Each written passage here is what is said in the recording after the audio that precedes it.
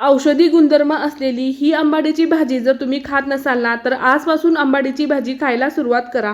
कारण या भाजीमध्ये भरपूर सारे औषधी गुणधर्म आहेत. हरभऱ्याची डाळ आणि शेंगदाणे मी रात्रभरासाठी भिजायला ठेवते. त्यानंतर दुसऱ्या दिवशी सकाळी आंबाडीची भाजी आपल्याला स्वच्छ निवडून घ्यायची आहे.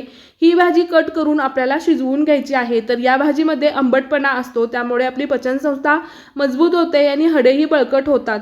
तर थोड्याफार प्रमाणामध्ये ही भाजी आपल्याला छान अशी शिजवून घ्यायची आहे. या भाजीमध्ये व्हिटॅमिन सी भरपूर प्रमाणात आहे, त्यामुळे तुमचं जर हिमोग्लोबिन कमी झालं असेल तर तेही वाढतं. तर ज्वारीची भरड या इथे मी काढून घेतली आणि शेंगदाणेही ओबडधोबड क्रश करून घेतले.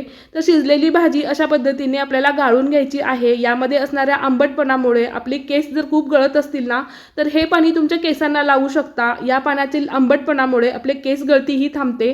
तर भाजीमध्ये असणारं सर्व आंबट पाणी मी काढून घेते. एका पातेल्यामध्ये ओबडधोबड क्रश करून घेतलेले शेंगदाणे, ज्वारीची भरड आणि हरभरा डाळ एकत्रित असं आपल्याला मिक्स करून घ्यायचं आहे. त्यानंतर यामध्ये मी चिमूटभर हळद टाकते आणि आपल्याला ही भाजी आता शिजण्यासाठी गॅसवर ठेवून द्यायची आहे. जर तुमच्या शरीरामध्ये रक्ताची कमतरता असेल तर ही भाजी तुम्ही नक्की खा. तुमचे रक्तही वाढू शकतं.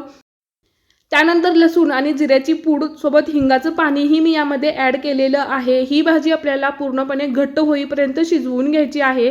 तर ही अगदी पारंपरिक रेसिपी आहे. गरम गरम भाकरीसोबत ही भाजी खूप छान अशी लागते. तर अशाच पारंपरिक आणि हेल्दी रेसिपीसाठी स्पेशल मेनूला नक्की फॉलो करा.